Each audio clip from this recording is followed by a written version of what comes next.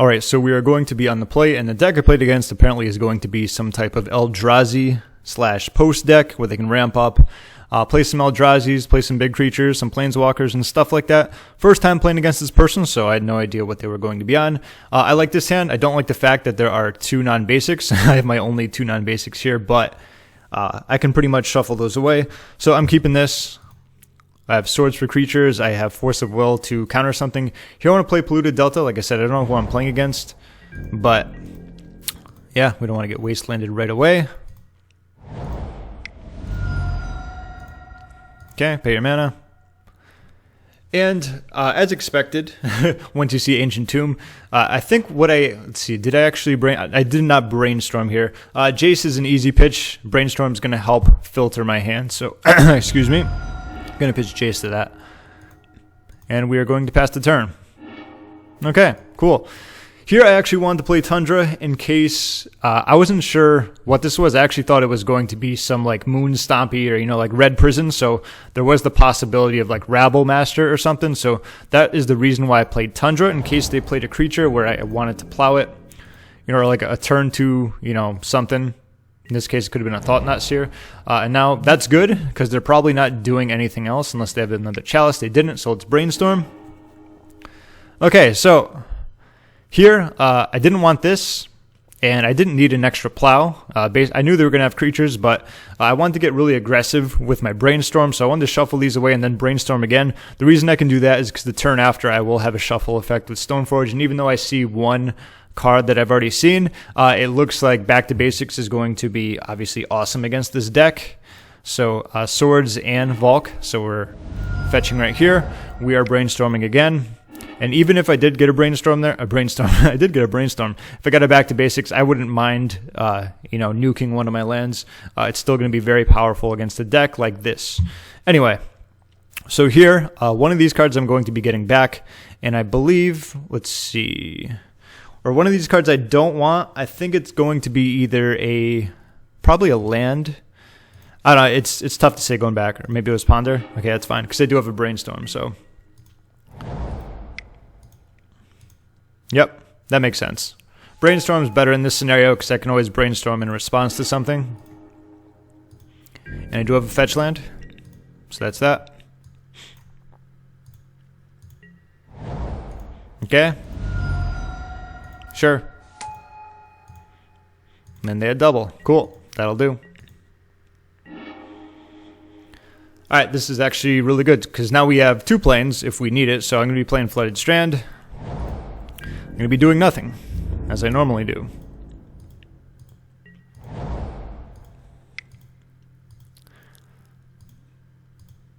Okay, pay the mana.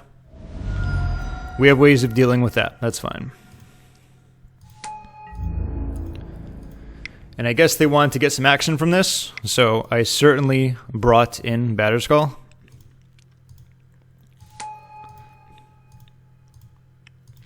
Blocking here. Okay, so I'm very aware of this card, so when it dies, reveal the top card of your library. You may put that card in the battlefield if it's a permanent cost with converted cost 3 or less, otherwise put it in your hand. So I realized, I'm like, well, they do have Chalice in their hand, and if it gets Chalice, I don't want it to, you know, stop my cards from being played, but not thinking about it until after it happened. If they get Chalice, it's going to go on the battlefield for 0. So that was the reason for my Brainstorming right here, which I did Brainstorm. If not, I would have just done it later. So here, pretty much, probably land and land. I do have enough mana here. I do have white, white, and blue, blue, so that looks good to me. I'm guessing it was that and land. Okay, perfect. And then I plowed that person right here. Because now that I know that, I've never actually played against this personally. Like, I've seen it. I know how the card works, but I didn't put 2 and 2 together that if they did get a Chalice, it would just go to 0. So that's why I did that there. And ironically enough, they did get a Chalice. So I had the right mindset, just the wrong thinking, I guess you could say, however you want to put it. But normally I would have done all that at the end of the turn. So that's that. Like I said, that's the reason I like playing a lot of practice games, because there's always these little interactions that you've probably seen before. Like if you saw that High Tide video, oh my goodness, that's a good draw. Anyway, what I want to do here is attack with everyone. I'm not looking to like return Batterskull anytime soon. I don't care about that because I want to play a true name here. So here I'm tapping Tundra, Plains, and Island. That way I can at least bluff having an island up. So if they play a Wasteland, I can threaten Spell Pierce if for some reason that comes into play, like maybe All Is Dust. 1, 2, 3, 4, 5, I think 6, 7. So that's a possibility, I guess. Because All Is Dust is an Eldrazi spell, I believe. But anyway. Okay, cool. That'll do. We have an answer for that as well. You got it? Okay, so here is pretty obvious. I didn't want them having Endbringer, so I gave them the Matter Reshaper. And that is not in their hand. Thank you very much. Here, land wouldn't be all that bad, because then I can actually just attach Batterskull to True Name and kill that, as opposed to wasting a Councils on it. This is a very powerful card against decks like this, assuming they don't like Thought Knot it out of your hand. That was also an amazing draw. Here what I wanted to do is, I could attack with this, but they could, if they wanted to, double block it, and I didn't like that because I didn't have enough mana to equip it, plus I'm going to be playing Council's Judgment end of this turn, so I didn't want to attack with this, so I just chose to attack with True Name, and I attacked them, not their Karn, because I'm going to be getting rid of that. Now we're getting rid of that. That's going to get some nice card advantage, plus it can create all those little creature dudes. This is in play. And now we pretty much have protection from anything, which is nice. And apparently that Ancient Tomb killed them. They, I don't know what the case was, but whatever they were going to play, I mean, what costs that much that I can counter? There's that Eldrazi that exiles 2 permanents. I don't know how much it costs, so even if I did counter that, I guess they could exile that. But either way, they conceded right there. Let's go to the sideboarding, because that's probably like the best part about this, is that it's a very interesting sideboard, and this is one of those games where I haven't played against this much, but I do know that on the play and on the draw is actually going to be very different how you want to sideboard. So let's move to that right now. All right, so against Eldrazi Cloudpost, on the play, okay, on the play is going to be very different. I do like Force of Negation. What I'm pretty much doing is they have a lot of cards that suck against us, or can suck. Obviously, Chalice can be very iffy. A lot of times you can win without even removing it, but as you saw in game 1, that was obviously, I had a lot of 1-drops, so I pretty much had no choice. So I am bringing Force of Negation just to be like a 5th Force of Will against Trinisphere, Chalice of the Void, even some of their Planeswalkers. So I like Clique here. Disenchant, obviously Chalice and Trinisphere and anything else. Sometimes they bring in Ratchet Bomb, so we have both of those right there. Don't need Surgicals. Spell Snare, this is one of those cards I would probably play 2 on the play. It does hit, it's not the best in the world. It does hit 4 Chalice. There are a few other 2-drops. I don't think they are playing Eldrazi Mimic. This seems to be like a much bigger version in terms of creatures. They do have Ratchet Bomb. Sometimes they bring in Sorcerer's Spyglass. So this actually doesn't have... there are actually a few targets to hit, so it's not the worst in the world, but once again, I'd probably use this on the play. So these are the 5 cards that I'm bringing in. Taking Volk out because we're not using Red Blast. That's 1. I'm not going to be using this just because on the play I would be. I'd rather have that. Spell Pierce aren't the worst, but for this I want to take out Jitte. Actually, wait, did I take out Jitte? Let me get the ones I really want to take out first. So Narset is 2. Let me actually put these in. Yeah, okay. I didn't need to take out too much. So that's pretty much what I'm doing there. Pretty much exactly how I sideboarded for this. Narset's just, there's probably better cards you can play. It's not going to stop much of their card drawing because they don't have a whole lot of it.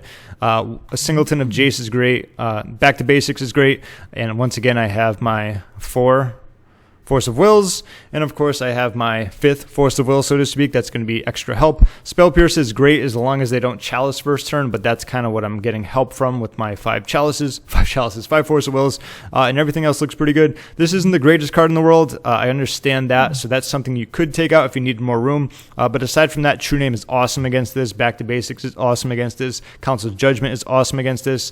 2 Disenchants, a lot of Swords effects. Once again, Can get worse if they have Chalice, but we have, let's see, 2 Council's Judgments, 2 Disenchants, and 5 Force of Will effects.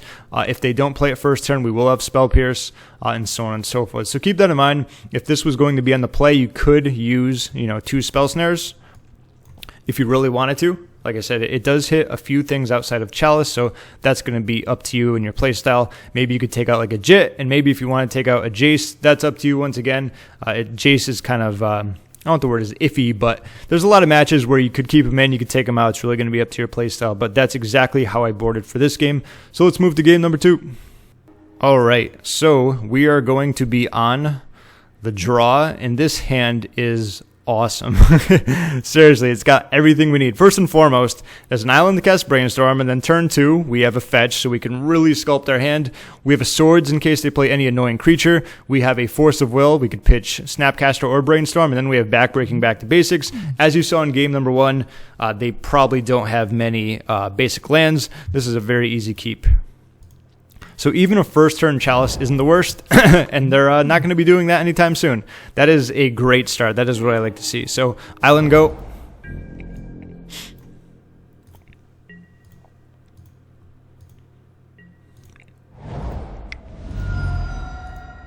Okay, so this is actually something I am going to want to Force a Will. So I do have a fetch land, so I don't mind, like I say, putting a card back and seeing another one. This also gives me another opportunity to maybe find a worse blue card that I could pitch, although Snapcaster is certainly a good target. So I went with Brainstorm here.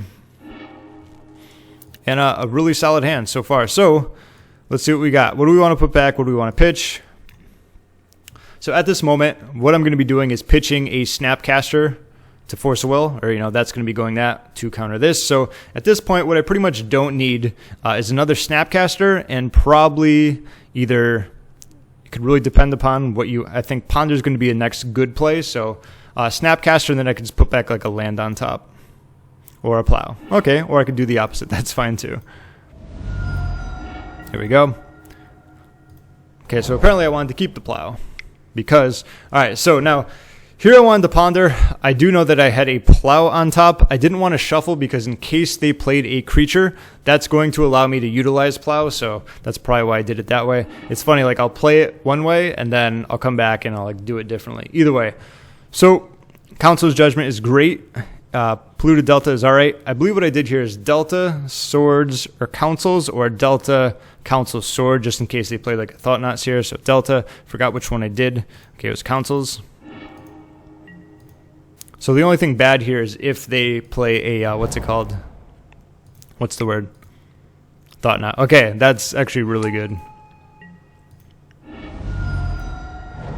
Sure, I didn't want these second Swords.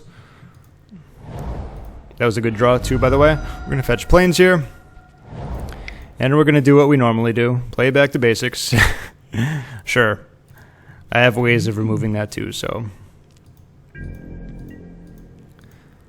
This was an interesting turn. Okay, so they do have a waste, and they just found it naturally. That's fine by me. So what they decide to do here is play a Trinisphere, another Trinisphere, assuming that this is actually going to stick around, which not only makes things worse. So I guess if they wanted to play anything that's lower than 3, which isn't a lot, now they only have 1 mana, assuming, but they don't realize that. They're like, oh, it's on 2 now. I can get rid of it soon, but... that's not the case. And that's also an amazing draw. So let's just get rid of this Ratchet Bomb. And let Back to Basics do what it always does. Now they have 1. They just conceded right there. Yeah, well, that's that. So that's playing against a deck with a lot of non-basics. And that's Back to Basics doing what it usually does against a deck with a lot of non-basics. Yeah, that was a really good opening hand. Probably a few things I could have polished up a little, but like I said, I think I played against this specific deck like once, so that's probably the reasoning for that. I don't know all of the cards they have, even if I didn't even see like what's that, Thought Knots here. They have like Endbringer, they probably have like Ulamog, maybe they have, one of those, what's that? I can't think of the creature, but I'm sure they have a lot of the big ramp ones, seeing they're playing Cloud Post. But that was that. This is the second time I played against a Cloud Post deck in like the last 3 games. But once again, this has pretty much been the MVP, aside from the first game where I didn't see it. But once it's in play, This card's really good. It hits a lot of decks, even decks that aren't like really heavy on non-basics. I can't tell you how many times I'll play a game where, you know, maybe, I don't know if they expect that I have it or it's not going to hurt them a lot, but there'll be times where even if they have 4 mana and they'll have like 2 non-basics tapped, that still really affects them going on because it opens up Spell Pierce, it makes it much more difficult to cast stuff, and as the games go on, obviously, if they get more non-basics, they're going to pretty much have to kamikaze them or take care of this, and that opens it up towards being a better control deck because they're kind of choked on mana, while your mana base obviously keeps growing and growing. Once again, just a better control pattern. Either way, that was Stoneblade against Eldrazi Post. I guess that's what it's called. Sure, hope you enjoyed. Talk to you soon.